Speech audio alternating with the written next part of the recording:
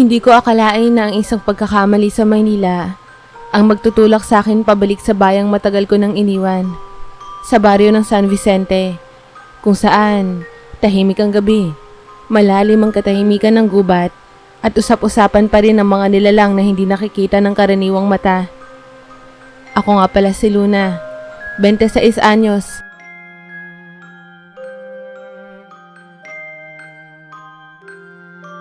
Dati akong nagtatrabaho sa isang bakery sa Quezon City. May sariling boarding house.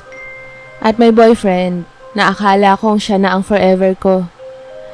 Pero gaya ng karamihan sa mga love story na nauuwi sa luhaan, nahuli ko siyang may ibang babae. At hindi lang basta babae, kaibigan ko pa. Doon nagsimula ang lahat. Parang naubos bigla yung dahilan ko para manatili sa lungsod. Kaya ilang araw lang matapos ang eksenang yun, binitbit ko ang natira kong gamit. Sinakay ko sa van at umuwi sa probinsya. Akala ko mapapanatag na ang loob ko. Pero kahit nasa gitna ako ng katahimikan, ang ingay sa loob ko ay hindi matahimik. Isang gabi, napagdesisyonan ko maglakad sa gubat. Hindi ko rin alam kung anong pumasok sa isip ko noon. Baka naghahanap ako ng sagot. O baka gusto ko lang mag-aliw-aliw. Tanghaling tapat noon nung magsimula akong maglakad.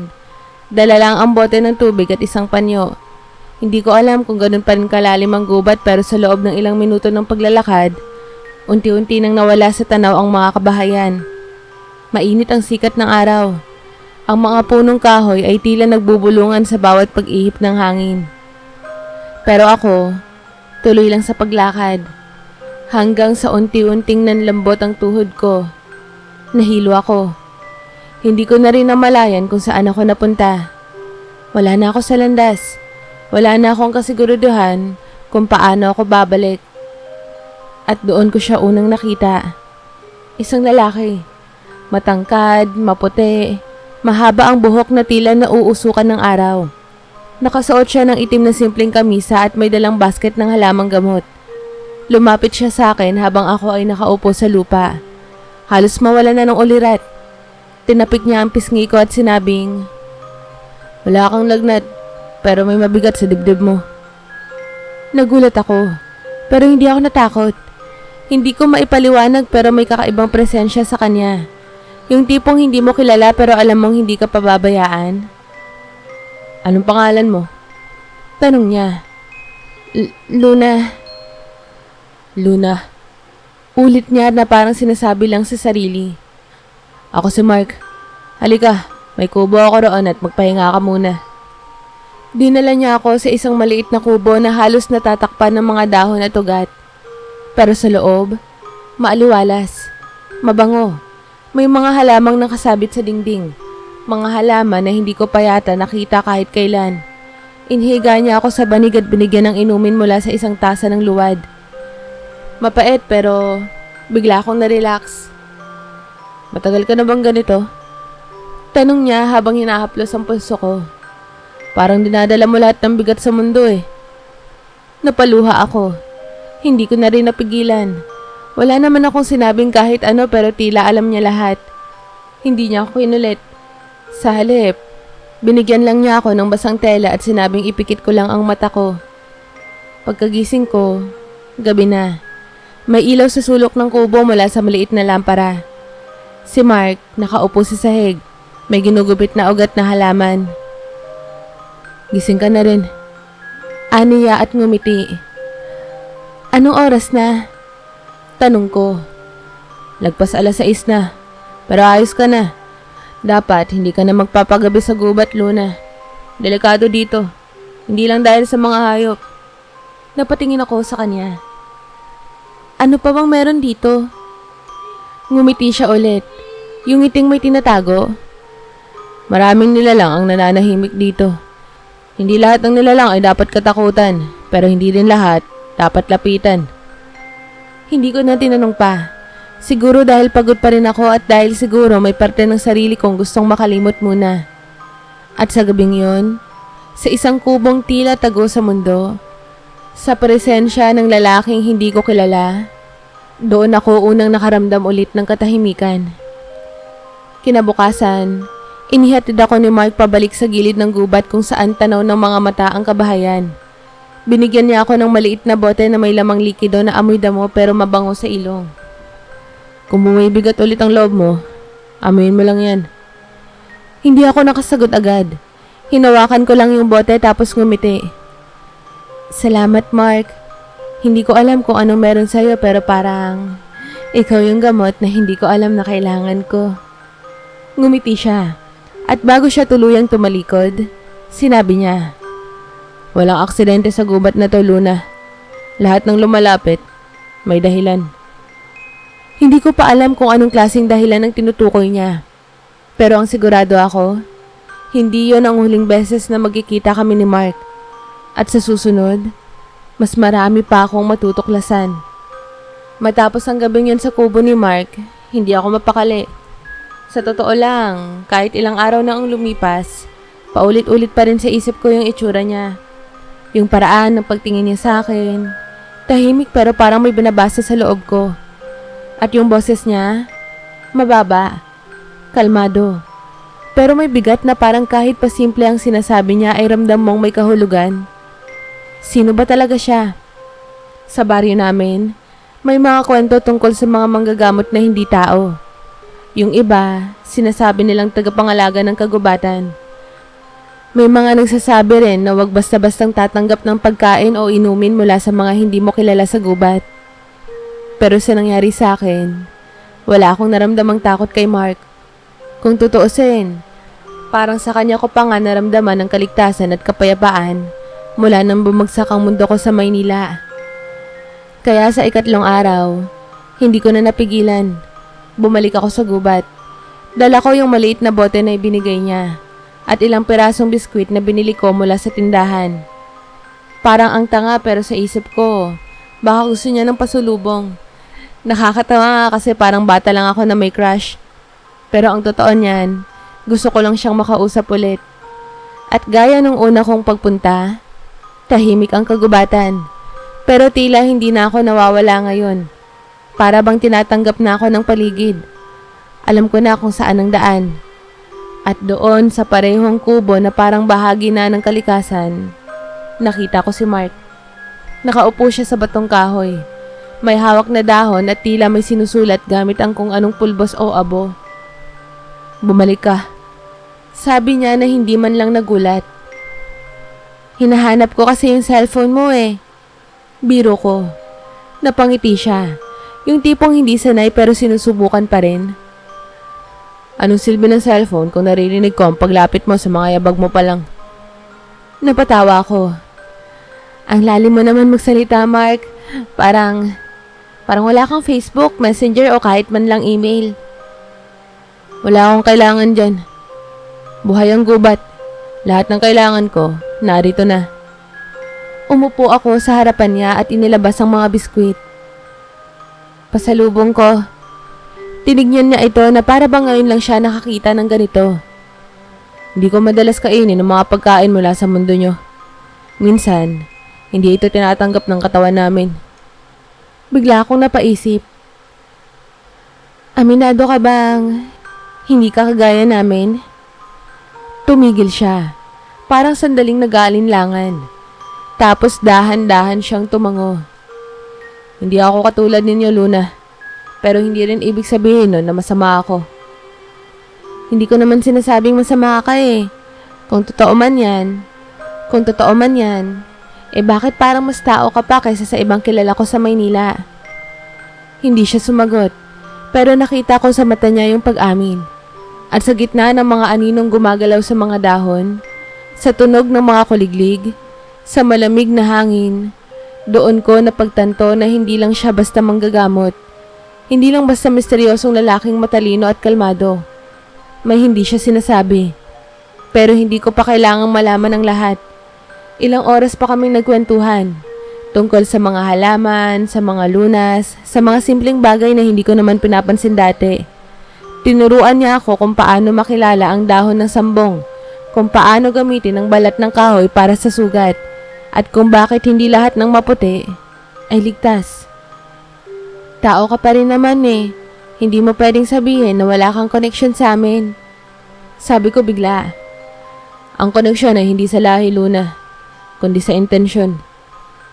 Hindi ko alam kung dahil sa sinabi niya o dahil sa pagtitig niya pero biglang bumilis ang tibok ng puso ko. At para takasan yung awkward na sandali, bigla ko siyang tinanong. Saan ka natutulog? Sa kubo lang na to? Umiling siya. Hindi laging dito. Minsan sa ilalim ng mga ugat. Minsan sa ulap. Depende sa tawag ng panahon. Natawa ko. Ang poetic mo naman, Mark. Pero seryoso, may bahay ka ba talaga? Meron akong lugar, pero hindi mo dapat puntahan. Bago ako umuwi, inabot niya sa akin ang isang kwintas na may maliit na bato. Berde. Parang emerald pero may liwanag sa loob. Ano to? Proteksyon. Hanggat suot mo yan, makikita mo ang katotohanan. Napakunot ang noo ko. Anong katotohanan? Ang totoo mong nararamdaman. Sagot niya, sabay turo sa dibdib ko. Hindi ko na muling nagawang itanong pa kung anong ibig niyang sabihin. Basta suot ko yung kwintas nang pauwi na ako. At habang naglalakad palabas ng gubat, pakiramdam ko, hindi na ako si Luna na niloko sa Maynila. Parang ako na yung Luna na muling nabubuo. Akala ko dati, sa Maynila lang may kilig. Yung tipong may pag-good morning text, may sabayang kain sa karinderya, may tago ang hawak ng kamay habang naglalakad sa gilid ng kalsada. Pero hindi pala. Sa gitna ng kagubatan, habang nakaupo sa isang tuyong kahoy na upuan, habang tanging tunog ng kuliglig at dahon ng background namin, naramdaman ko yung kilig na mas tahimik pero mas totoo. At si Mark, ewan ko ba, lalo siyang naging misteryoso habang tumatagal. Hindi siya masyadong nagtatanong tungkol sa akin. Hindi gaya ng ibang lalaking kilala ko na laging gustong malaman kung ilang ex mo na, saan ka nakatira, anong plano mo sa buhay. Si Mark, tahimik lang. Pero yung mga mata niya, parang sinisisid ang kaluluwa ko. Pangatlong linggo ko na siyang binibisita. Oo, parang baliw. Parang ako na yung babae sa urban legend na na-inlove sa nilalang ng kagubatan. Pero sa tuwing kasama ko si Mark, nawawala yung bigat sa dibdib ko.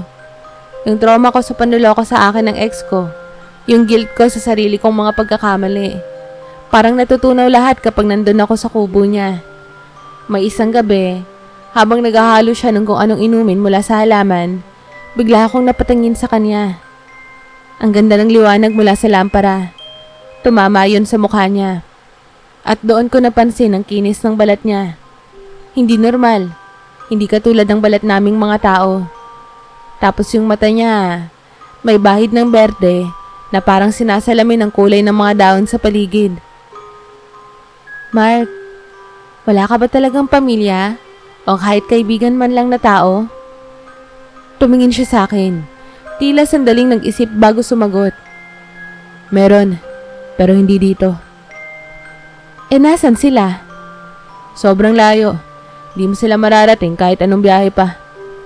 Napakunot ang noo ko. Ibig mong sabihin, sa ibang bansa? Ngumiti siya. Yung tipong ngiti na may lihim sa ilalim. Mas malayo pa sa inaakala mo. Hindi ko na pinilit. Ayaw kong sirain yung gabi. Tumayo ako para ayusin yung mga damo sa gilid ng banig namin. Saktong pagyuko ko, bigla niyang hinawakan ang kamay ko. Luna, mahina niyang sabi. Napalingon ako. Nakatayo na siya at ilang pulgada lang ang layo ng mukha niya sa akin. Tingin mo, mali bang mahalin ang isang taong hindi mo lubos na kilala? Tanong niya. Hindi agad ako nakasagot. Kasi ang totoo, hindi lang siya ang may tanong na yun sa isip. Ako rin. Pero sa halip na magsalita, tumango lang ako. Yung tipong tango na nangangahulugang, hindi ko alam pero nararamdaman ko. At doon, walang babala, marahan niyang inilapit ang labi niya sa akin. Hindi agresibo, hindi rin pabigla. Para bang hinihintay niyang umatras ako. Pero hindi ako umalis. Nagtagpo ang labi naming dalawa. Mainit, malambot, tahimik. Pero sa loob-loob ko, Parang may kumaryente sa buong katawan ko.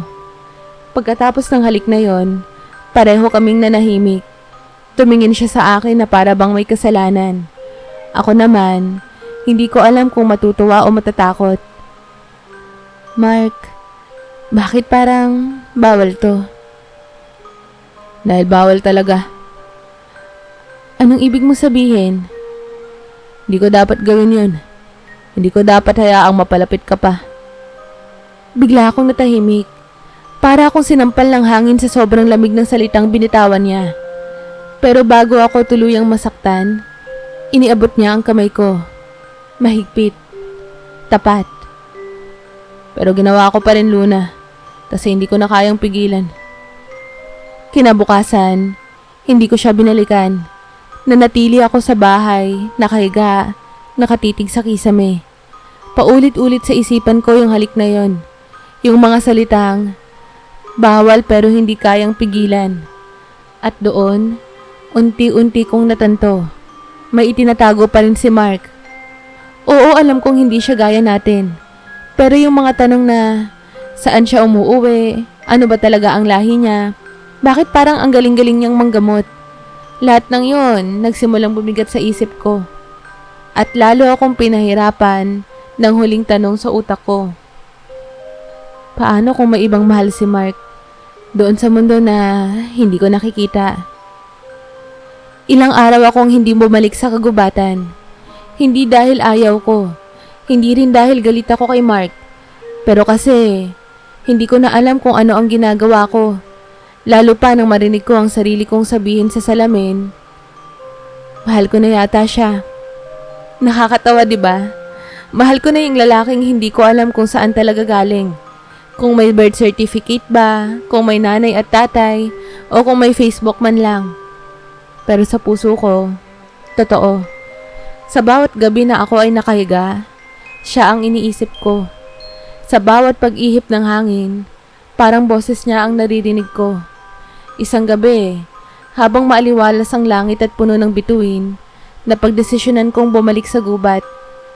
Bahala na. Kailangan ko siyang makita. Kailangan kong marinig sa kanya ang lahat. Tahimik ang paligid habang naglalakad ako. Mas tahimik kesa sa dati. Parang ang bawat hakbang ko, nilulunod ng sariling pintig ng puso ko. Pagdating ko sa kubo, wala si Mark. Pero bukas ang pintuan. Sa loob, may mga halamang nakakalat at isang peraso ng telang may dugong na tuyo. Kinabahan ako. Mark? Tawag ko. Walang sumagot. Lumabas ako at tinahak ang likod ng kubo, kung saan may daang patag pababa sa tila bangin. At doon ko siya nakita. Nakaupo sa isang batong may ukit. Nakatalikod, nakatingin sa buwan. Mark, nilapitan ko siya. Paglingon niya, iba ang aura niya. Hindi siya galit, pero parang may bigat. May lungkot. Tinignan niya lang ako, tapos tumayo. Ayoko sanang makita mo to. Ang alin? Hindi siya sumagot. Sa halip, kinuha niya ang kamay ko at dinala ako sa isang bahagi ng gubat na ni minsan ay hindi ko pa narating. May malaking ugat ng puno roon. Parang arko. Sa ilalim nito, may mga ukit sa lupa. Mga simbolong hindi ko maintindihan. Dito nagsisimula ang mundo ko. Sabi niya. Hindi ako agad nakareact. Hanggang sa bigla niyang ipinikit ang mga mata niya at binigkas ang isang salitang hindi ko maintindihan. Sa isang iglap, nagbago ang paligid. Ang berdeng damo ay naging malakristal. Ang hangin ay may halimuyak ng pulot at roses. Sa malayo, may mga nilalang na tila hindi tao. May mahahabang buhok, may pakpak, may balat na kumikislap. Luna, ito ang mundo ko. Nanigas ako sa kinatatayuan ko.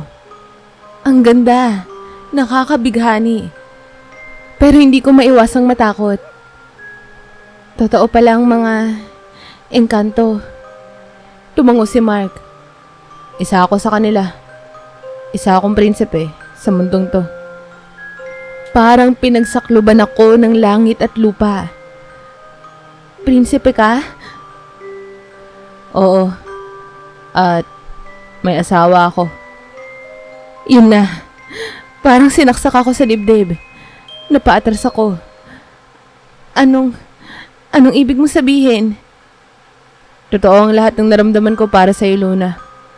Pero bago pa kita makilala, may kasunduan na ako. Napagkasunduan ang kasal namin para mapanatili ang balanse sa kaharian. Kasunduan? So, hindi mo mahal ang asawa mo? Tahimik siya. At sa katahimikan yun, alam ko na ang sagot. Tumalikod ako. Gusto kong umalis. Gusto kong tumakbo palayo. Pero bago pa man ako makalayo, naramdaman kong humigpit ang hangin. May malamig na dumampi sa batok ko. Hindi ka pa pwedeng umalis. Pagharap ko, bumukas ang lupa. Mula roon lumitaw ang isang babae. Napakaganda. Maputi ang balat, kulay pilak ang buhok, at sa likod niya ay may pakpak na parang usok na may kislap. Nakasuot siya ng gintong balabal at may korona ang mga bituin sa ulo.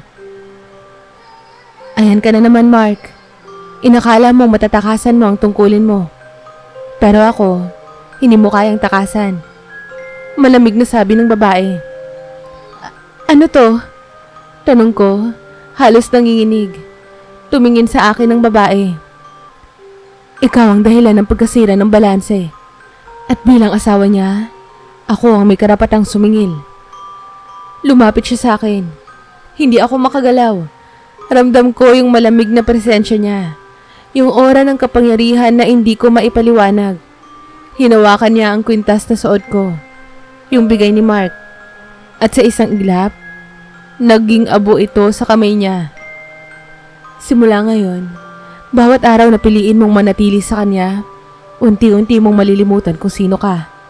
Mawawala ang mga alaala mo, hanggang sa makalimutan mong minahal mo siya, at makalimutan mong ikaw ay si Luna. Umiyak ako. Hindi ko na napigilan. Bakit ganito? Kasalanan ko bang magmahal ng totoo? Kasalanan ko ba na ibigay ang puso ko? Lumapit si Mark. Hinawakan niya ang mukha ko. Luna, patawad. Dinala kita sa mundong to kahit alam kong hindi kita kayang panindigan. Pero, minahal mo ako, di ba? Oo, at yun ang pinakamalaking kasalanan ko. Tumalikod si Inlaya, ang engkantadong asawa. Pumili ka, Luna. Babalik ka sa mundo mo at limutin ang lahat.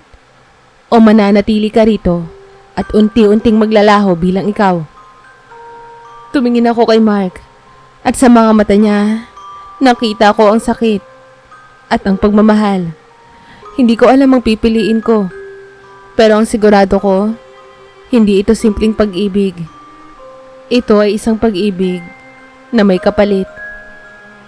Hindi ko alam kung ilang oras na akong nakatayo sa gitna ng kagubatan pagkatapos ng lahat ng nangyari. Parang wala na akong pakiramdam sa paligid. Yung hangin, dumadaan lang sa balat ko. Yung mga dahon, gumagalaw pero hindi ko naririnig. Yung puso ko, parang unti-unting nauupos gaya ng kwintas na winasak ni Inlaya sa harap ko. Kabit. Kabit ako. At hindi lang sa isang lalaking may asawa, kundi sa isang engkantong may trono, may kapangyarihan, at may sariling mundo na hindi ako kabilang. Umalis ako nang hindi lumilingon kay Mark.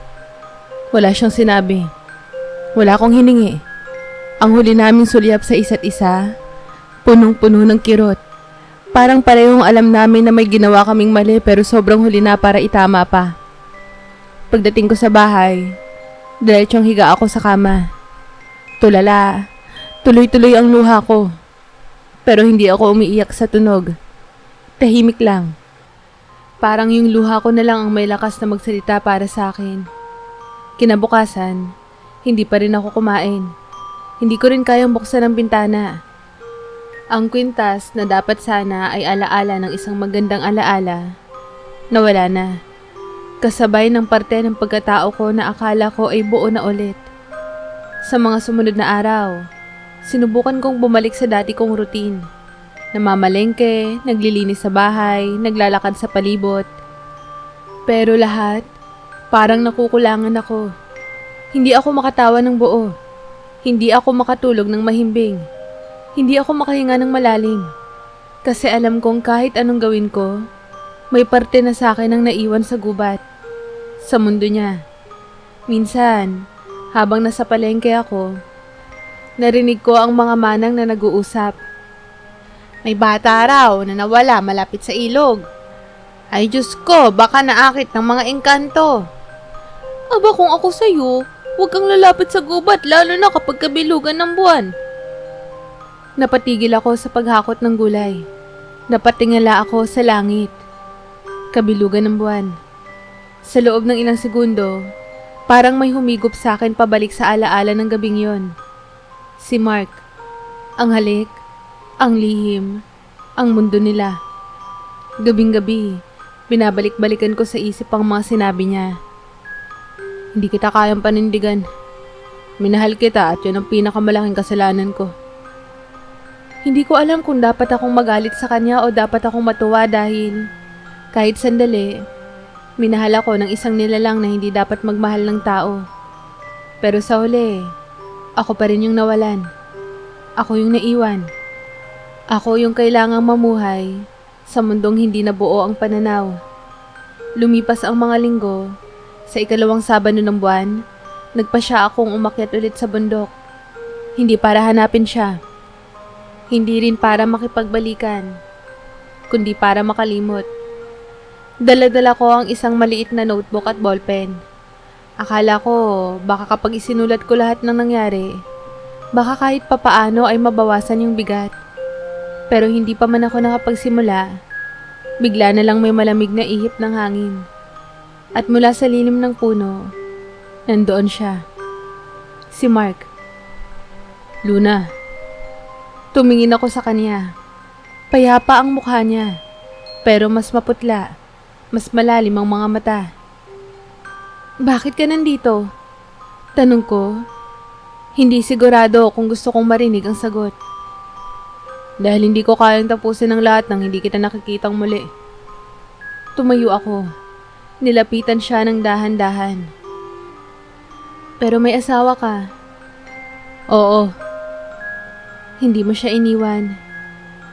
Hindi ko siya iniwan. Pero ikaw ang pinili kong mahalin. Napaiyak ako.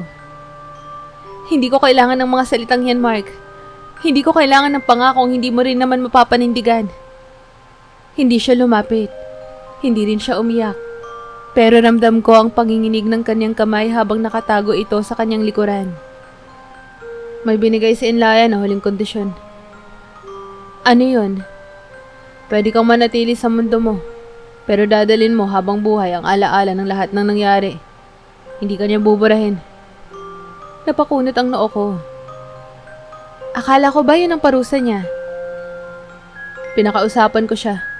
Binigyan ako ng isang gabi. Isang gabi para maipaliwanag, para makapagsalita, at para makapagpaalam. Napatitig ako sa kanya. Gusto ko siyang yakapin. Gusto kong sabihin na kahit alam kong ako ang kabit, minahal ko pa rin siya. Pero hindi na tama yun. At alam kong kahit mahal pa namin ang isa't isa, may mga pag-ibig na hindi pwedeng ipaglaban. Ikaw ang pinili kong mahalin, Luna. Pero hindi ako ang pipiliin mong kapiling habang buhay. Tahimik kami. Hanggang sa marahang lumapit siya at inilagay sa palad ko ang bago niyang bigay. Isang bagong kwintas. May bagong bato. Para kapag nagduda ka, maalala mo na totoo lahat to. Kinabukasan, pagising ko, wala na siya. Pero ramdam ko pa rin yung presensya niya sa hangin, sa lupa, sa bawat lihim ng gubat. At doon ko naamin sa sarili ko. Oo, kabit ako. Pero hindi ako basta kabit lang. Ako ang pinili niyang mahalin. At yon ang alaala na hindi kailanman mabubura. Akala ko tapos na. Akala ko yung huling gabi na nagkita kami ni Mark, yun na ang wakas. Pero hindi pala. Kasi minsan, kahit nagdesisyon ka ng bitawan ng isang pagmamahal, May mga makapangyarihang mas malakas pa sa paalam. At minsan, hindi lang puso ang nasasaktan, pati kaluluwa. Makalipas ang 1 linggo mula nang muli ko siyang makita, may naramdaman akong kakaiba. Una, panaginip. Hindi ko alam kung pangungot ba o mensahe. Basta sa panaginip kong yon, may isang babae. Maputi, may mahabang buhok na pilak, at mga matang tila apoy. Tinititigan lang niya ako habang unti-unti akong nalulunod sa itim na tubig. Hindi siya nagsasalita, pero ramdam ko ang galit niya. Ramdam kong ako ang dahilan ng lahat ng sigaw sa loob niya kahit hindi siya bumubuka ng bibig. Pagising ko, basang-basa ang likod ko sa pawis. Nanginginig ako. At sa loob ng dibdib ko, may tila humihila. Parang may tinik na ayaw maalis. Kinabukasan, habang naglalakad ako sa gilid ng gubat pauwi mula sa palengke, may naramdaman akong parang malamig na dumampi sa batok ko. Akala ko hangin lang.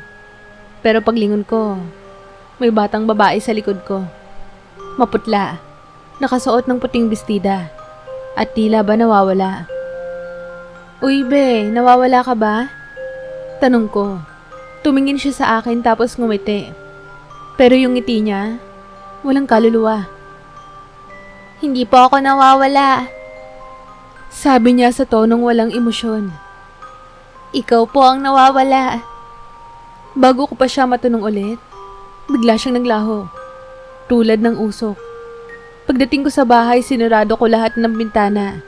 Nagsindi ako ng kandila, hindi ako mapakali. Pakiramdam ko, may sumusunod sa akin. Parang bawat sulok ng bahay may matang nanonood. Lumipas ang gabi nang hindi ako makatulog. Kahit ipikit ko ang mga mata ko ay naroroon pa rin yung batang babae sa isip ko. At yung tinig niya, paulit-ulit. "Ikaw po ang nawawala." Kinabukasan, nagdesisyon akong pumunta kay Aling Minchi, yung matandang albularyo sa kabilang baryo. Matagal na siyang kilala sa lugar namin. Sabi ng iba, malapit daw siya sa mga nilalang ng kabilang mundo. Pagdating ko, tumitig lang siya sa akin. Wala pa akong nasasabi pero parang alam na niya. "Ginalaw mo ang hindi dapat galawin," bulong niya. Napakagat ako sa labi. "Hindi ko naman po sinasadya." "May engkantadang galit sa iyo. At hindi basta galit lang. Nag-aalab ang puso niya. At ngayon, gusto niyang angkinin ang sayo." Mabilis siyang gumawa ng pangontra. Naghalo ng langis, abo, at dahon ng ilang-ilang. Pinatakan niya ang pulso ko sabay sabing, "Kapag nanaginip ka ulit, Luna, huwag kang tatakbo. Harapin mo siya. Pero huwag kang magsalita. Kahit ano ang sabihin niya." Hindi ko alam kung anong klaseng babala yun. Pero sumunod ako. Gabi. Kasing tahimik ng kabaong ang paligid. Pagpikit ko, agad akong dinala ng panaginip sa isang lugar na hindi ko maipaliwanag. Para siyang yung gubat pero mas luma. Mas madilim. Mas nakakakilabot. Nandun na naman siya. Si Inlaya. Hindi na siya engkantadang maputi at marilag. Ang itsura niya ngayon ay tila nagbago. Ang mga mata niya ay pula. Ang mga pakpak niya ay usok na may apoy. At ang balat niya, parang yelo na may bitak-bitak. "Luna." Aniya sa boses na mababa at parang kumakalabog sa utak ko. Nanahimik ako gaya ng biling ni Aling Minchi. "Minahal mo siya kahit alam mong akin siya." Tumahimik pa rin ako. "Tinanggap mo ang halik niya, ang yakap, ang puso niya." Tinitigan ko siya. Hindi ako umatras. Pero nanginginig na ang tuhod ko. Ngayon, titignan natin kung gaano kakahanda sa parusa. Sa isang iglap, sinunggaban niya ako. At bago pa niya ako mahawakan, may isang liwanag na dumaan sa pagitan naming dalawa. Isang liwanag na pamilyar. Si Mark. "Hindi mo siya pwedeng saktan," sigaw niya. Huli na ang lahat, Mark. Dahil sa kanya, nasira ang balanse. Dahil sa kanya, nawalan ka ng dangal bilang prinsipe. Sagot ni Inlaya. Dahil sa kanya, natuto akong magmahal bilang ako.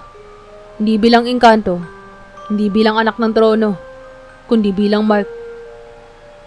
Isang malakas na pagsabog ng liwanag ang sumabog sa paligid. Nagising ako bigla. Pawis na pawis. Nanginginig pero buhay. At sa tabi ng kama ko, may kwintas na berde. Bago. Pamilyar. Kinuha ko ito at inilagay agad sa liig ko. Tumingin ako sa salamin. Tulala at pilit na iniaayos ang sarili. At doon, dahan-dahan kong inamin.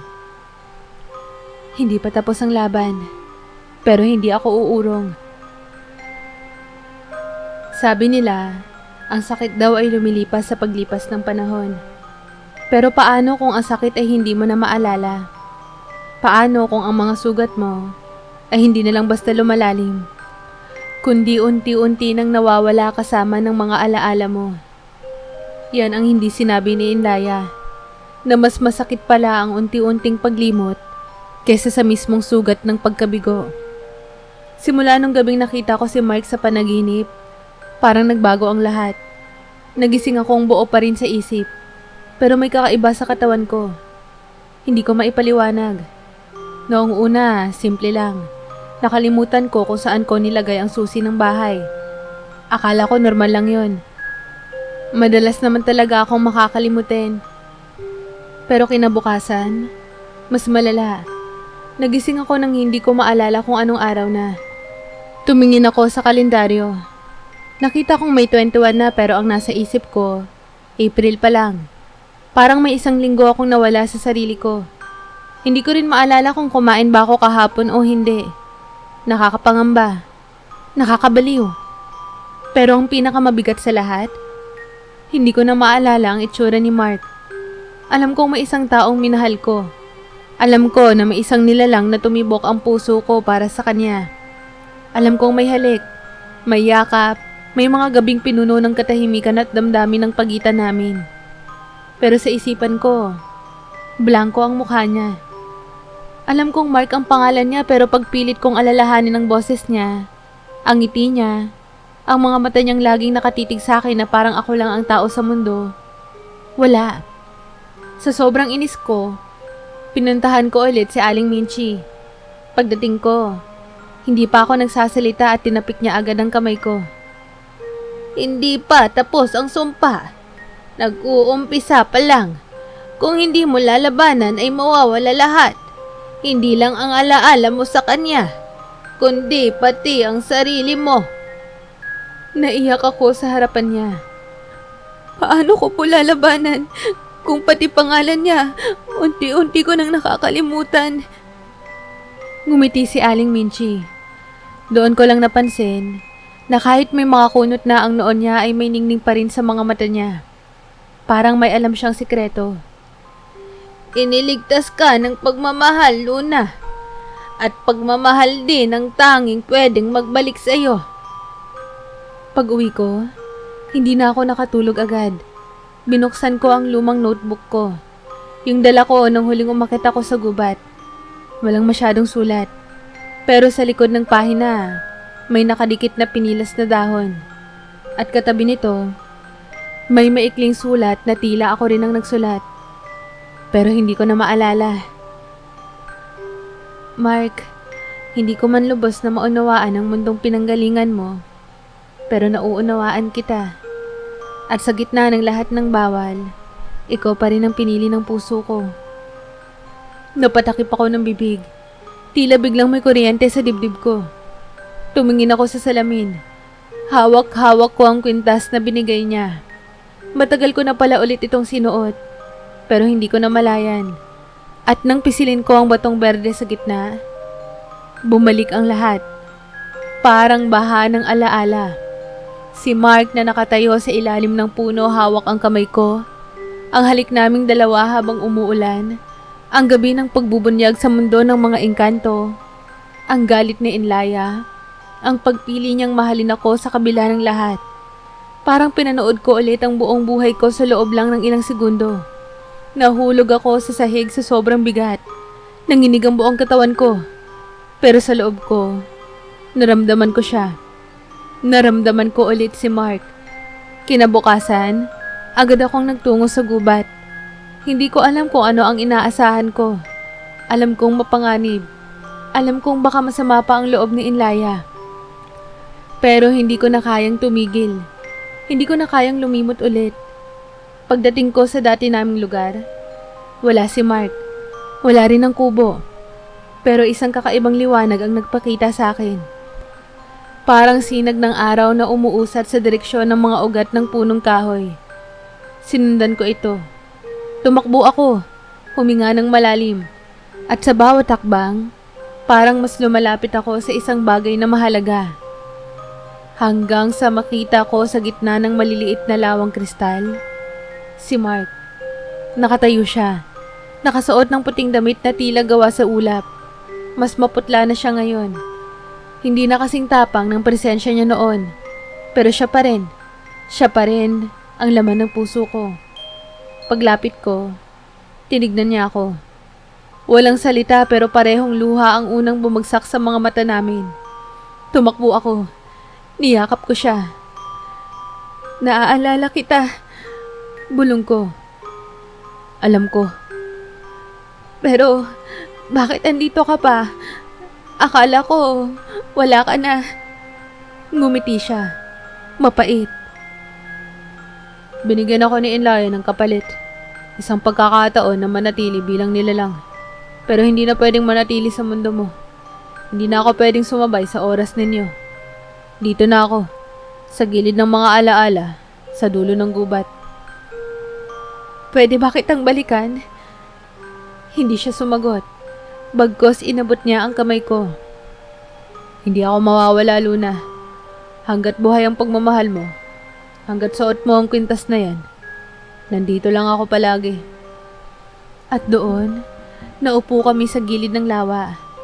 Walang pangakong magpakailanman. Walang kasiguraduhang may bukas pa para sa amin. Pero sa sandaling yon, buo ako. At alam ko, siya rin. Nais ko sanang sabihin na kami pa rin sa dulo. Na kahit lahat ng sumpa, galit, at hadlang, nagkatuluyan kami ni Mark. Pero hindi kasi ito movie. At ako, hindi ako prinsesa sa engkantadong mundo. Ako lang si Luna. Isang babaeng minahal ng isang nilalang na hindi ko kailanman ganap na maangkin.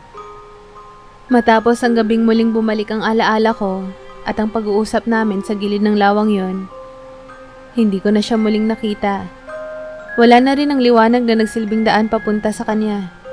Hindi ko na alam kung binura na ba ng daan o kung sarado na talaga ang pagitan ng mundo naming dalawa. Basta ang alam ko, ako pa rin ang may hawak ng kwintas. At tuwing hinahawakan ko yon, nararamdaman kong hindi ako nag-iisa. Lumipas ang mga buwan. Unti-unti akong bumalik sa normal na buhay. Nagtinda ako ng mga halamang gamot sa palengke. Mga kaalaman na natutunan ko sa kanya. May mga nanay na lumalapit sa akin para sa mga anak nilang may lagnat. May mga lola na humihingi ng payo para sa mga may pilay. Hindi ko alam kung paano ko naalala ang mga lunas. Parang likas na lang siyang lumitaw sa isip ko. Siguro, iniwan ni Mark ang bahagi ng sarili niya sa akin. Hindi bilang sumpa, kundi bilang regalo. Minsan, kapag may bata akong tinuturuan ng pangalan ng mga dahon, naiisip ko, ganitong ganito siya noong tinuturuan niya ako. Tahimik lang, malalim, pero punong-puno ng intensyon. Minsan naman, habang naglalakad ako sa ilalim ng buwan, nilalambanan ko ang pag-asang baka muli ko siyang makita. Na baka sa pagliko ko sa puno ng akasya, naroon siya. Nakatayo, nakangiti, hawak ang isa na namang halamang hindi ko pa kilala. Pero, hindi na siya dumating pa. Sa isang gabi ng kabilugan ng buwan, habang mag-isa akong nakaupo sa may likod ng bahay, dumaan ang malamig na hangin. Hinawakan ko ang kwintas sa liig ko at napangiti. Mark, Alam kong naririnig mo ako kahit saan ka man naroon. At sa katahimikan ng gabing yon, sa tunog ng mga kiliglig at langit na punong-puno ng bituin, parang may bulong na dumaan kasabay ng hangin. Mahal pa rin kita, Luna. Hindi ako umiyak. Hindi rin ako naghanap. Kasi sa wakas, natanggap ko na. Hindi lahat ng minamahal ay kailangang mapasayo. Minsan, sapat nang naging totoo kayo, kahit saglit lang. Minsan, ang pagiging kabit, hindi tungkol sa pagiging pangalawa, kundi pagiging pansamantalang tahanan sa puso ng isang nilalang na naligaw sa pagitan ng dalawang mundo. Ngayon, sa tuwing tinatanong ako kung bakit hindi ako nag-aasawa, ang sagot ko lang, kasi minsan, naging sapat na ang minahal ako ng isang engkanto. At kung totoo man ang mga alamat, kung may muling pagkakataon sa susunod na buhay, gusto ko pa rin makilala si Mark. Kahit ulitin ko pa ang sakit, kahit alam kong hindi kami ang dulo. Dahil ako ang pinili niyang mahalin, at siya ang lalaking hindi ko kailanman makakalimutan.